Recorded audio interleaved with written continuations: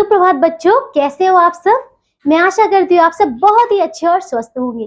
तो आज की कक्षा में हम शुरू करने वाले हैं हमारा अध्याय नंबर 4 और इसका नाम है शब्द और वाक्य। ठीक है बच्चों, मतलब वर्ड एंड सेंटेंसेस। ठीक है बच्चों, तो चलिए शुरू करें। अच्छा बच्चों, हमने इससे पिछली कक्षा में क्या पढ़ा था, आपको याद है? हमने किया था संज्ञा, है ना। तो चलिए बच्चों, अब हम करते हैं एक अगला अध्याय। ठीक है, आइए बच्चों शुरू करते हैं। बच्चों, पिछले पाठ में आपने स्वर एवं व्यंजन के बारे में जानकारी प्राप्त की, है ना। स्वर की मात्राओं का व्यंजन से मेल होने के उपरांत उनके रूप परिवर्तन को भी जाना, है ना बच्चों। अब आप जानेंगे कि इन वर्णों के मेल से किस प्रकार सार्थक शब्द बनते हैं और शब्दों के मेल से किस प्रकार सार्थक वाक्य बनता है। ठीक है बच्चों, बनते हैं। ठीक है बच्चों, तो चलिए शुरू करें। आइए देखिए बच्चों, अब यहाँ पे आपको चित्र दिए गए हैं और हम देखने वाले हैं कि वर्णों के मेल से एक सार्थक शब्द कैसे बनता है। ठीक है, तो देखिए यहाँ पे, आओ चित्रों के माध्यम से समझें। ये क्या है? मछली। तो यहाँ पे है म जमा अ जमा छ जमा अ जमा ल जमा ई, तो ये बनेगा मछली। ठीक है, इसी प्रकार छ जमा आ जमा त जमा आ, तो बनेगा छाता। ठीक है, स जमा उ जमा र जमा अ जमा ज जमा अ, तो ये बनेगा सूरज। ठीक है, आइए अब देखें, ऊपर दिए उदाहरणों में स्पष्ट हो जाता है कि सभी चित्रों के नाम वर्णों के सार्थक मेल से बने हैं। ठीक है बच्चों, तो शब्द निर्माण के लिए वर्णों का सार्थक मेल होना अत्यंत आवश्यक है। यदि यह क्रम सही ना हो तो ये शब्द ऐसे बनेंगे। चलिए देखिए, अगर हम वर्णों को उलट पुलट कर दें तो कौन सा शब्द बनेगा। देखिए, जैसे कि ये है मछली, तो अगर इनके शब्दों को, इसके वर्णों को मैंने उलट पुलट किया तो ये बन सकता है लीछम या फिर छमली या फिर छलीम। तो क्या ये सही है? नहीं, ये बिल्कुल सही नहीं है, है ना। अब देखिए छाता देखते हैं, तो छाता कैसे बन सकता है? ताछा। क्या ये कोई शब्द है? नहीं। तो सूरज देखिए कैसे बनेगा? ये बनेगा जैसे जरसू या फिर रजसू या फिर रसूज। ठीक है बच्चों, चलिए तो देखिए, इन तीनों में आपने देखा कि ऊपर लिखे शब्दों से पता चलता है कि वर्णों के जिस मेल का कोई अर्थ नहीं निकलता वह शब्द नहीं कहलाते। ठीक है बच्चों, इस आधार पर हम कह सकते हैं कि वर्णों के सार्थक मेल से शब्द बनते हैं। ठीक है, आइए अब एक एक करके देखें। तो शब्द के भेद, आइए तो क्या होते हैं? Kinds of words. ठीक है, देखो तो अर्थ के आधार पर शब्द दो प्रकार के होते हैं, एक होता है सार्थक शब्द और एक होता है निरर्थक शब्द। ठीक है, तो चलिए देखें, अब सार्थक शब्द कौन से होते हैं? वर्णों के मेल से बने ऐसे शब्द जिनका कोई ना कोई अर्थ होता है सार्थक शब्द कहलाते हैं, जैसे कि बाजार, चिड़िया, बर्तन आदि। तो इन सब का तो मतलब आपको पता है ना। दूसरा देखिए निरर्थक शब्द, तो जैसा कि आप इनके नाम से ही समझ रहे हैं, निरर्थक मतलब अर्थक, जिसका कोई अर्थ ना हो। ठीक है, तो वर्णों के मेल से बने ऐसे शब्द जिनका कोई अर्थ नहीं होता निरर्थक शब्द कहलाते हैं, जैसे कि देखिए रजाबा। फिर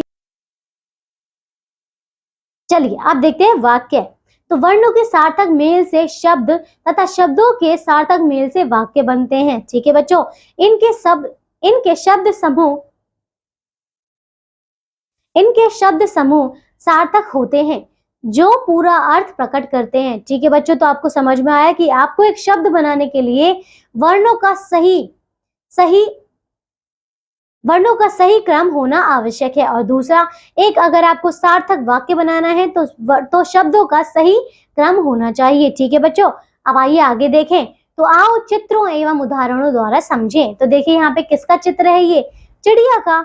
तो चिड़िया उड़ रही है। ठीक है, ये क्या है? रघु फुटबॉल खेल रहा है। माँ खाना बना रही है। ठीक है, ऊपर दिए वाक्यों में शब्दों के सही क्रम होने के कारण वाक्य पूर्ण एवं सार्थक है। वाक्य में शब्दों का सही क्रम में होना अत्यंत आवश्यक है। ठीक है, देखिए जैसे कि यदि क्रम व्यवस्थित ना हो तो वाक्य होगा। देखिए बच्चों कि अगर मैंने शब्दों को उलट पुलट कर दिया है तो कैसा वाक्य बनेगा? जैसे कि क है रही है उड़ चिड़िया, क्या इसका मतलब है कोई? नहीं।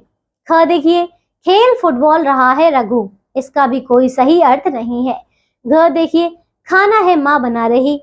ठीक है, चलिए आगे देखें। तो बच्चों, आपने देखा कि अव्यवस्थित वाक्यों में भी उन्हें सब शब्दों का प्रयोग हुआ है, परंतु सही क्रम ना होने के कारण वे अटपट तथा अर्थहीन लग रहे हैं, है ना? ऐसा ही हो रहा है ना, वाक्य का अर्थ स्पष्ट नहीं हो पा रहा है।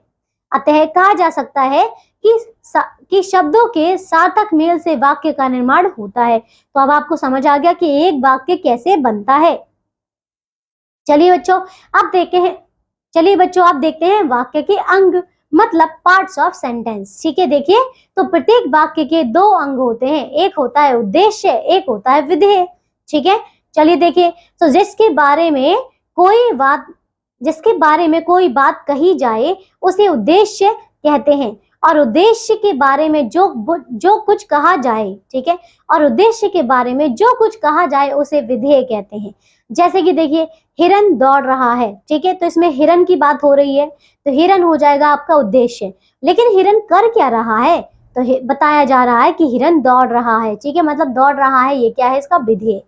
इसी प्रकार ख देखिए, रचना गा रही है, तो रचना तो इसमें उद्देश्य है, उसके बारे में बात हो रही है कि वो क्या कर रही है, गा रही है। ठीक है, आगे देखिए, ऊपर लिखे वाक्यों में हिरन और रचना उद्देश्य है तथा दौड़ रहा है और गा रही है विधेय है। ठीक है, कुछ अन्य उदाहरण देखिए, जैसे कि क है, पिता अखबार पढ़ रहे हैं, तो इसमें उद्देश्य है पिता और अखबार पढ़ रहे हैं, ये विधेय है। ठीक है, जैसे ख देखिए, माँ खाना बना रही है, तो माँ इसमें उद्देश्य है और बना रही है, खाना बना रही है, ये विधेय है। ठीक है, आइए बच्चों, ग देखें, इसमें दादी कहानी सुना रही है, तो दादी इसमें उद्देश्य है और कहानी सुना रही है, ये विधेय है। घ देखिए, घोड़े दौड़ रहे हैं, तो घोड़ा इसमें उद्देश्य है और दौड़ रहे हैं, ये क्या है, विधेय। ठीक है बच्चों, अब देखिए बच्चों, भाषा में वाक्य का बहुत महत्व होता है, इन्हीं वाक्यों के मेल से भाषा बनती है। तो समझ आया बच्चों, अगर वाक्य ही नहीं होंगे तो भाषा कैसे बनेगी? ठीक है बच्चों, तो चलिए बच्चों, ये अध्याय हमारा यहीं पूरा होता है। आइए अब दोहराते हैं जो हमने इस पाठ में किया। देखिए, पहला है शब्द दो या दो से अधिक वर्णों के मेल से बनते हैं। दूसरा, वर्णों के सार्थक मेल से शब्द बनते हैं। तीसरा, शब्द दो तरह के होते हैं, ठीक है, सार्थक और निरर्थक। फिर चौथा देखिए, शब्दों के सार्थक मेल से वाक्य बनते हैं। पांचवा, वाक्य के दो अंग होते हैं, एक उद्देश्य और दूसरा विधेय। ऐसे ही वाक्यों के मेल से भाषा बनती है। ठीक है बच्चों, तो बच्चों ये अध्याय पूरा हो चुका है, लेकिन अभी आपको अभ्यास के प्रश्नोत्तर करने हैं। तो चलिए बच्चों शुरू करते हैं। ठीक है, तो इसमें पहला प्रश्न है आपका, देखिए ये है मौखिक प्रश्न, मतलब ओरल क्वेश्चन। ठीक है बच्चों, तो निम्नलिखित प्रश्नों के उत्तर दीजिए। तो चलिए बच्चों, आप एक एक करके मुझे जल्दी जल्दी सबके उत्तर दीजिए। ठीक है, क है, शब्द कैसे बनते हैं? तो अभी तो आपको बताया कि वर्णों के परस्पर मेल से शब्द बनते हैं। अब ये दो भी हो सकते हैं, दो से ज्यादा भी हो सकते हैं। क देखिए, शब्द किसे कहते हैं? शब्द कितने प्रकार के होते हैं? तो ये दो प्रकार के होते हैं, एक सार्थक और एक निरर्थक। ठीक है।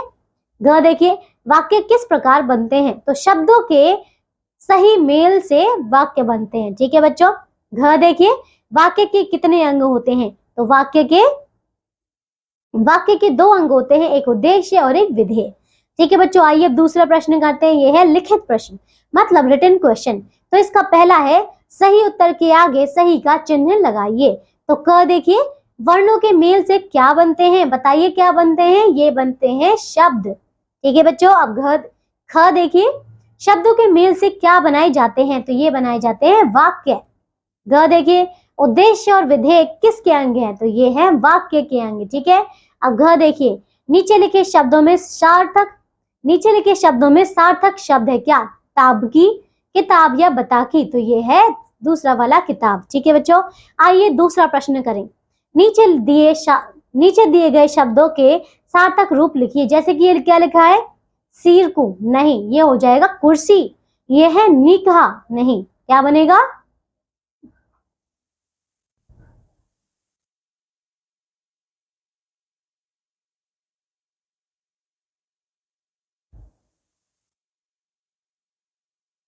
तो ये बनेगा कहानी। ग देखिए, दिरम, क्या बनेगा इसका? मंदिर। इसमें देखिए घ, ये है लूभा, नहीं ये बनेगा भालू। ऐसे ही देखिए ये है नकादू, नहीं ये बनेगा दुकान। और च है लेजबी, तो ये बनेगा जलेबी। ठीक है, आइए अब तीसरा प्रश्न करें। नीचे दिए गए वाक्यों में से उद्देश्य और विधेय छांट कर लिखिए। तो देखिए सबसे पहले मैं उद्देश्य को चिन्हित कर रही हूँ। ठीक है, ये है उद्देश्य, क्या है, आपका बेटा कहाँ पढ़ता है, तो आपका बेटा, किसके बारे में बात हो रही है, बेटे के बारे में। ठीक है, और इसका उद्देश्य क्या है बताइए, इसका विधेय क्या है, कहाँ पढ़ता है, ये है इसका विधेय। दूसरा देखिए, आम फलों का राजा है, तो आम की बात हो रही है तो ये हो जाएगा उद्देश्य, और फलों का राजा है ये हो जाएगी उद्देश्य, ये हो जाएगा विधेय। ग देखिए, सूरज निकल रहा है, तो सूरज की बात हो रही है, सूरज हो गया इसमें उद्देश्य, निकल रहा है ये हो जाएगा विधेय। घ देखिए, चिड़िया आकाश में उड़ रही है, तो चिड़िया हो जाएगा इसमें आपका उद्देश्य, और आकाश में उड़ रही है ये उसके हो जाएगा विधेय। पढ़ा देखिए, लड़के शोर मचा रहे हैं, तो लड़के हो जाएगा इसमें उद्देश्य, और क्या कर रहे हैं, शोर मचा रहे हैं, ये हो जाएगा विधेय। च देखिए, हम कल सर्कस देखने गए थे, तो हम की बात हो रही है तो ये हो जाएगा उद्देश्य, कल सर्कस देखने गए थे ये हो जाएगा इसका विधेय। ठीक है बच्चों, चलिए अब आगे करें इसका चौथा प्रश्न। तो ये है, नीचे दिए गए उद्देश्यों में से सही उद्देश्य चुनकर रिक्त स्थान भरिए। तो पहला है क, देखिए डैश जंगल का राजा है, तो शेर जंगल का राजा है, ये पहला। दूसरा देखो, डैश खेती करता है, किसान खेती करता है, दूसरा। फिर ग देखिए, डैश भारत का पहरेदार है, तो हिमालय भारत का पहरेदार है। घ देखिए, डैश राम की पत्नी थी, तो सीता राम की पत्नी थी, ये चौथा हो जाएगा। ठीक है, आगे देखिए पांचवा, डैश हरे भरे वृक्ष और रंगीन फूल हैं, तो क्या हो जाएगा, विद्यालय में। ठीक है, ये हो जाएगा इसका पांचवा। घ देखिए, च हो जाएगा। ठीक है, च देखिए, डैश वर्षा ऋतु में नाचता है, तो मोर वर्षा ऋतु में नाचता है, ये छठा हो जाएगा। ठीक है बच्चों, चलिए अब आइए करते हैं इसका पांचवा प्रश्न। निम्नलिखित शब्दों को जोड़कर वाक्य बनाइए। चलिए, तो क देखिए, वह है जाता स्कूल, तो हम लिख सकते हैं कि वह स्कूल जाता है। ख देखिए, नेहा पढ़ती है पुस्तक, तो हम बोलेंगे कि नेहा पुस्तक पढ़ती है। ग देखिए, खाना लिया आयुष ने खा, तो हम कह सकते हैं कि आयुष ने खाना खा लिया। घ देखिए, छुट्टी आज है स्कूल की, तो हम कह सकते हैं कि आज स्कूल की छुट्टी है। अड़ा देखिए, कल है सोमवार, तो हम बोलेंगे कि कल सोमवार है। ठीक है बच्चों, चलिए तो ये अध्याय हमारा पूरा हुआ। अब अंतिम में आपको एक क्रियात्मक कार्य मतलब एक्टिविटी वर्क दिया गया है, आपको अपने मित्रों के साथ, सहपाठियों के साथ मिलकर इसे पूरा करना है।